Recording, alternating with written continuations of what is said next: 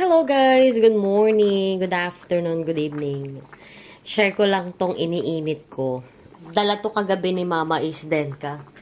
Lagi siyang nagluluto ng ganito. Tapos dadalhin niya dito. Kasi alam niya na ang mga Pilipino ay mahilig sa kanin. And then, dito sa Croatia, itong dish nila na to, ito yung dish nila na may kanin. So, lagi niyang niluluto, tapos magdadala siya dito.